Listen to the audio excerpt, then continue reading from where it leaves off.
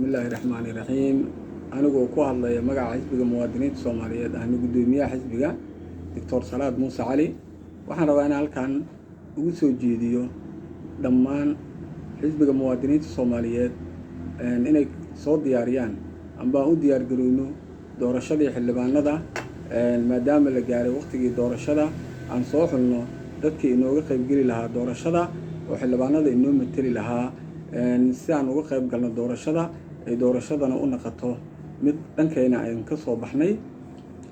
Midda labaad, waxaan rabaa inaan qofkii nooga qayb gelaya doorashada oo xildhibaan u matalaya xisbiga muwaadiniinta Soomaaliyeed, maadaama laga rabo xisbiga muwaadiniinta Soomaaliyeed 275 oo aqalka shacabka ah iyo 54 aqalka sare ah, waxaan laga rabaa qofka inoo matalaya xildhibaanadaasi shuruudaha ka mid ah 5 shuruudood oo loogu talagalay inuu qofkaas leeyahay.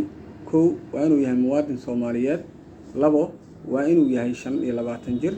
3 waa inuu haystaa shahaado dugsi sare amba uu leeyahay aqoon u dhiganta amba xirfad uu leeyahay waayo aragnimo ah. 4 waa inuusan dalka dembi uusan ka gelin, uu yahay qof aanan dalka dembi ka gelin. 5 waa inuu joogaa 2 sano ee ugu dambeysay uu yahay qof ku sugnaa dalka lana socdo xaaladaha dalka iyo dalka meeshii uu marayay. Wabilaahi tawfiiq.